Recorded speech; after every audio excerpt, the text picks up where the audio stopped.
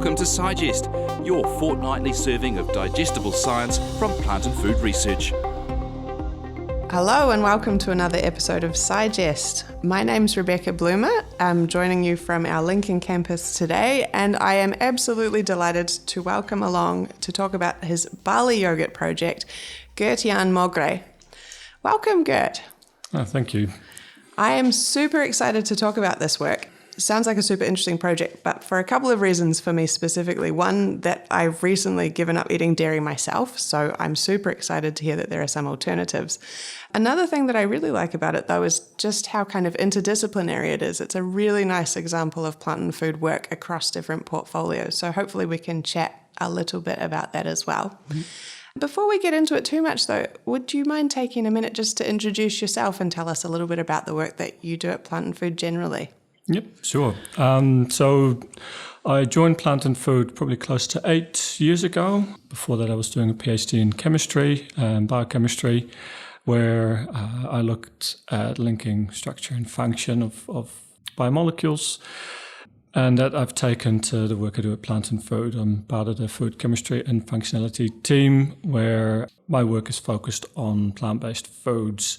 Particularly relevant to today's conversation is the efforts in using fermentation to bring about positive changes, so to create texture, flavors, and ways of improving foods, and an area that I actively work in. Cool. So today what we're going to talk about is a project that you initiated looking at using plant and food barley, so a plant and food variety, I believe. That's correct. As a base for creating a barley-based yogurt. Yes. So what is the kind of need that you see there that you think the project can help meet? So if we look at the plant-based foods on the market, a lot of people will be familiar with the plant-based milks, and that they've seen a significant growth. If you look at the availability and the quality of these products, have significantly increased. They're better accepted by consumers and now take up a large part of the product aisle if you go and look for these products. If we then look at what other products that might fit this same area, or the yogurts and fermented dairy alternatives immediately spring to mind. So these products are available, but probably are not yet meeting consumer needs. So while there's been activities to get these, first generation products out, and they are consumed, but they're definitely not of the same magnitude or size in terms of sales. There's certainly not the diversity either, is there, with the yogurts? Yeah, and with that, I believe it partly comes from the texture and flavor that these products have. They just don't meet a more mainstream consumer might be looking for. So clearly the products fill a niche, so where there's dietary restrictions or other decisions that people make, like yourself, you were saying you avoid dairy for personal reasons, then you might look for these products. But ideally, or longer term, where we want these products to be, is that you'd go for these, but not just for those reasons, also that they provide the texture and flavor that consumers are looking for.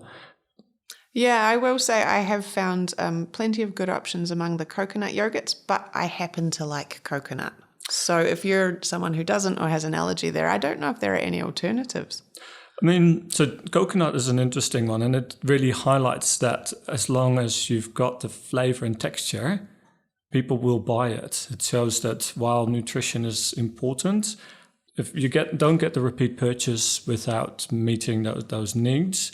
I mean, soy might not be as popular, but soy products, there are some good soy products out there, but people obviously people are avoiding some of those for reasons associated with it being made of soy. Yeah, and beyond that, I think the products might just not quite have that same quality again. Yeah, sure. So with bringing in barley as an option, why did you pick barley specifically of the potential things you could try fermenting? So I came to the barley work a bit later. This was started as a collaborative project between Andy and the Food Solutions team, where we had an existing cultivar that's high in beta-glucan. Beta-glucan is a fibre that has associated health benefits to heart health, specifically, so as long as you use the whole grain, you can make a health claim. And my team had done work previously for different uses for these beta-glucans, and having that valuable germplasm sitting there was a question of, can we do a collaborative project where we look at not just getting the right properties, and barley has some benefits that make it a good crop to consider, but also if we then link that with processing so that we get the best barley breeding lines that have the nutritional components but also the processing properties into a food. And for this a barley milk was chosen, and so there's some really nice work was done as part of that collaboration. Then talking to Irene and her team, we put the idea forward of, well, what does a fermented product look like, sort of as a next step. And if we bring that in now, we could potentially do some piggybacking. We can grow that potential of products that we might make. So we wanted to take advantage of some of the work that had already been done and use that. I guess it gives us control over the process, and with that we can then look at ways of improving the fermentation specifically. So while the work itself is not directly tied to barley, we see that this could be applied to a range of other, particularly grains, but even just wider plant materials or sources. The first off the block would be the barley, just because that's what we've used. Sure. So just adding a wee bit of context for our listeners who won't be familiar with the teams you've mentioned. Andy's our barley breeder. Yes. And Irene, I confess I don't know who Irene is. So Irene works in the food solutions team. That's a part of my wider group, who do a lot of commercial work and product development type projects. And yeah. So this is really starting with the barley breeders and germplasm, looking into what might be unique about some of our plant and food stuff and how that might be useful for the food innovation folks to get the best out of them. Is that fair? Yeah, and also linking technologies. So we've got a whole package. So, I mean, it's important to mention the advantage of having the ability to control your feed material to get the best product out. And we do this successfully for bread, for example, where we select them and try and improve on the baking qualities, and those are monitors throughout that process. In a similar way, we're trying to take advantage of linking those two for barley and the dairy alternatives that we've been working on. So you mentioned earlier fermentation being a really key part of this whole process, and I think that's the part that you're particularly passionate about. Yes. Do you want to talk a little bit about, presumably it's quite different starting with a plant-based milk as opposed to a dairy one. What are some of the things that you've needed to consider to get those processes to work for plants? Yeah, so if we think about dairy milk versus a plant-based, there's going to be other components present, and how the food develops is a bit different. So in dairy, we heavily rely on lactose that's fermented. It's the main carbohydrate. The proteins are also quite different from what we find in plants. And obviously, the milk and dairy milk has a particular flavor profile that we're familiar with.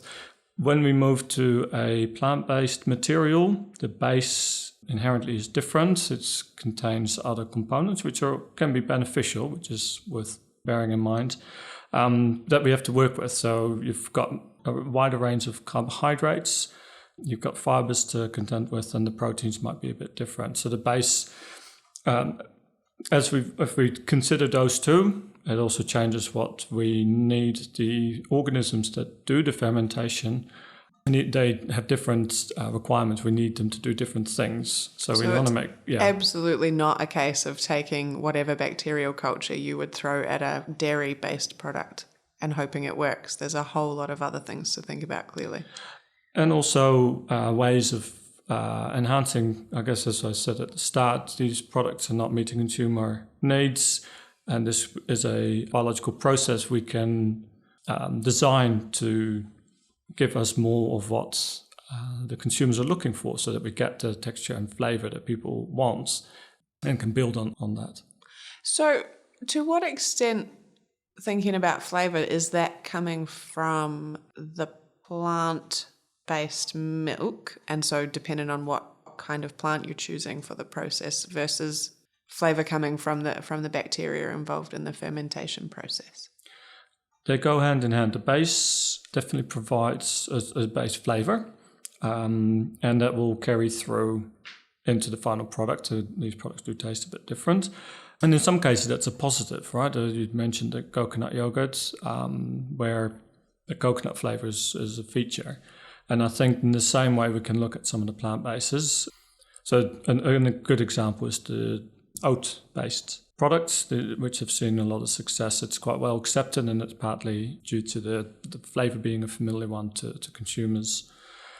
Then in terms of the fermentation, providing in a yogurt, which is a fresh ferment, there's some key flavours that will help make you think of it as a yogurt when you open it. And it's particular brands, now having worked with these ourselves, we can really tell when you open the packet, you're like, oh yeah, those are coming from using particular bacteria, and you get these lovely fresh fermented flavors as you first start using the product. That's before you eat it, so that helps with that experience. And then when you consume it, it'll meet that expectation. And we want to achieve the same in our plant-based yogurts that we're working on. So this project, can you tell us a little bit about what kind of the research aims are then specifically? Are you particularly looking for different bacteria, different fermentation techniques? What's really going to be key to making it work? So we've looked at ways that we can gain control over the outcome. So when we make these products commercially, you use starters, which are effectively live bacteria that you add, and then you ferment your product. In dairy, you would add it to a milk, and it would acidify it, and then you end up with a nice product at the end. So in a way, we want to make sure that any starts we work with can still do the same. We still need that fermentation to drive the acidity. Then the texture is partly responsible in dairy products from the proteins that are present, but not all plant-based dairy alternatives have that. And so the texture is built a bit differently. You need to use other ingredients as well as the fermentation. So we are looking for strains that might help build that texture a bit more. So they might release certain functional ingredients that we can rely on. And in terms of flavor, again, it's then looking for organisms that produce the ones that are of interest. The project itself then looks for ways that we can control. We don't just want we want to know what we're doing, I guess. We want to have control over the process. So we deliver the right amount of those flavors and those that are desirable. So as someone who is familiar with plants but not remotely with bacteria, how do you even know where to start looking for something that'll be suitable to do the job? Fermentation has been carried out and used for humans for thousands and thousands of years. There's a good amount of research out there in dairy, but also in plants. So we know certain classes or certain groups, of lactic acid bacteria being the obvious one, are really important for these types of foods. And there's a wide range of bacteria that belong to that group of lactic acid bacteria, which we can then look at. Each bacterium can be a little bit different. So we want to find those that give us the enhancements that we're looking for. And there's some of this is based on what we know from literature and other observations you make, and some of it is just you smell it or you analyze and look for compounds and just whether it is pleasant, because that's what we've done previously, right? We would have tried to ferment something, and if it doesn't smell very nice, we probably wouldn't eat it.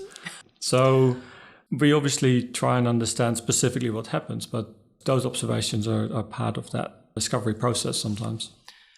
That does lead quite nicely into another kind of aspect of this that I wanted to touch on a little bit, which is this project is collaborative with the breeders, but in addition to that, you're working really closely with folks within Plant and Food in another portfolio, our bioprotection portfolio, who are experts on the microbiology side of this work. And what is it that they're doing that's really key to the project?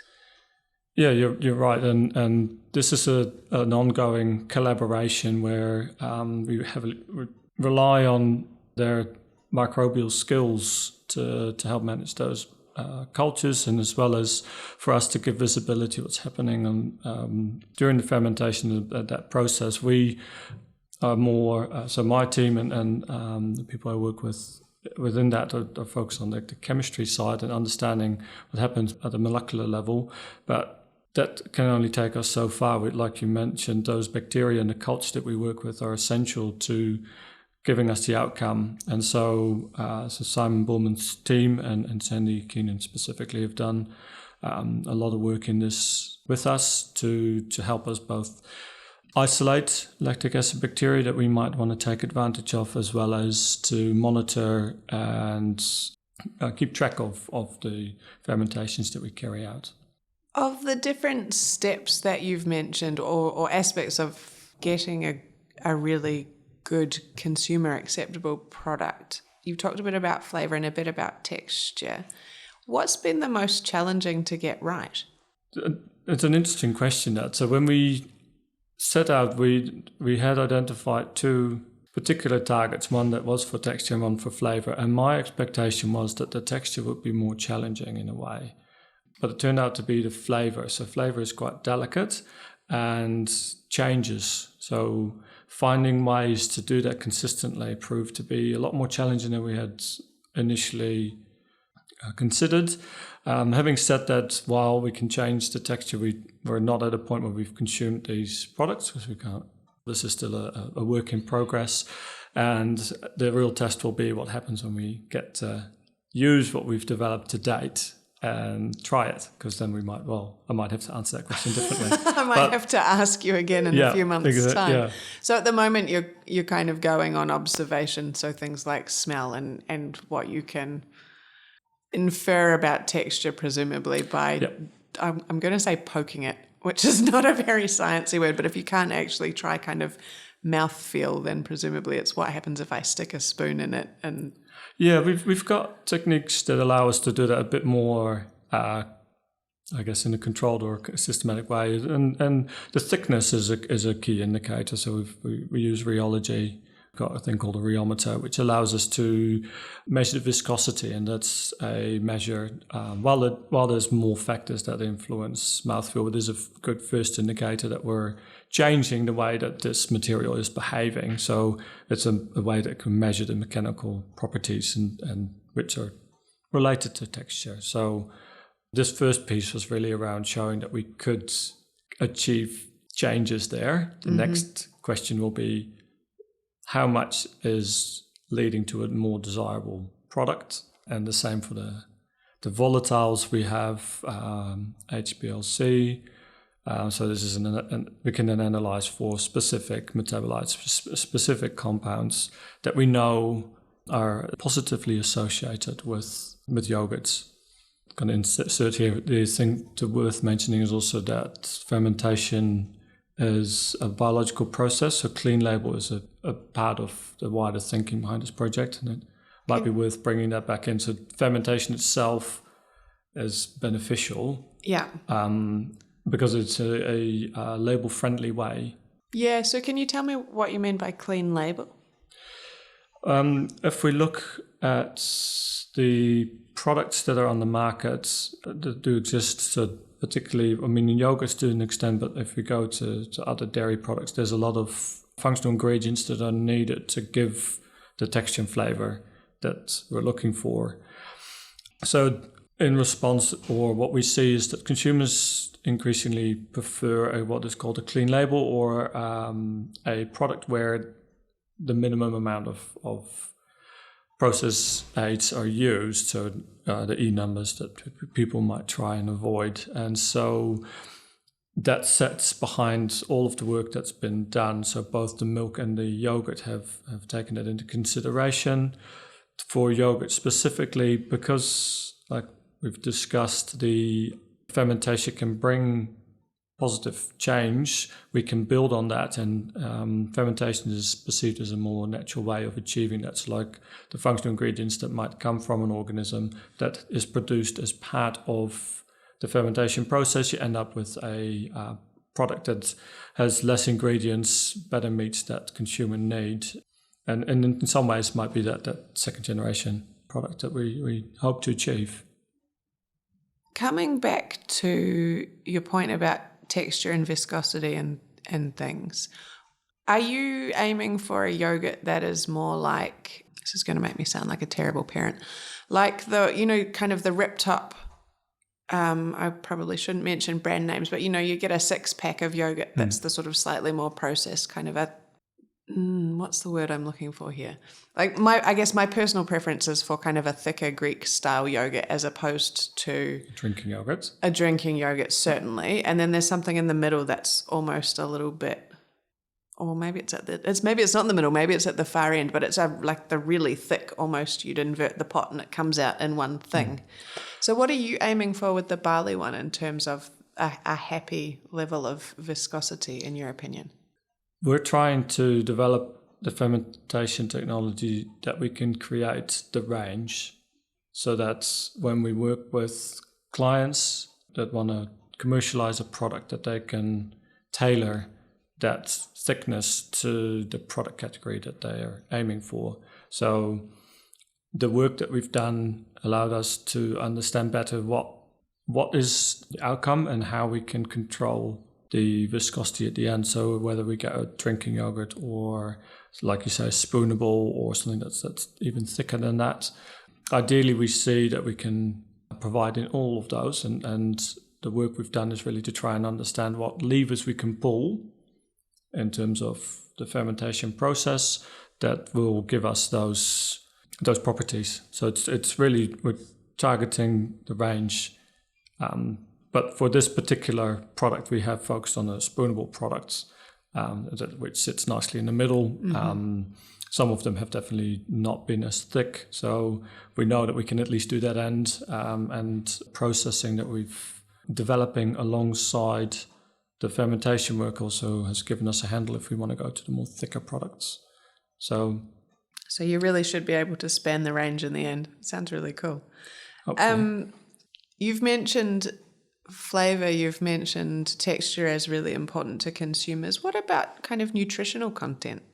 Yeah, nutrition is a really good question, I think. So I briefly touched on it at the start. When we move to plants, what you can provide is a bit different. So plants have fibres which are healthy for us to consume. So the beta-glucan being the one that we make shine in the barley, but generally fibre consumption is low in a Western diet, so bringing fibre across is a positive thing to do. What these products sometimes are criticised for is the protein content. In some cases, this is below what you might see in a dairy product and what consumers might be looking for.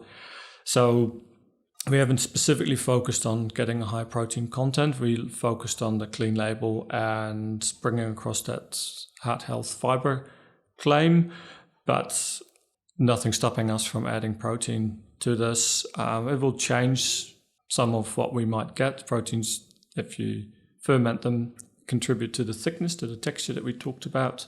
There's nothing there that we can't work with. So I believe that as products get better, they'll be able to better meet the nutritional needs that these products can provide.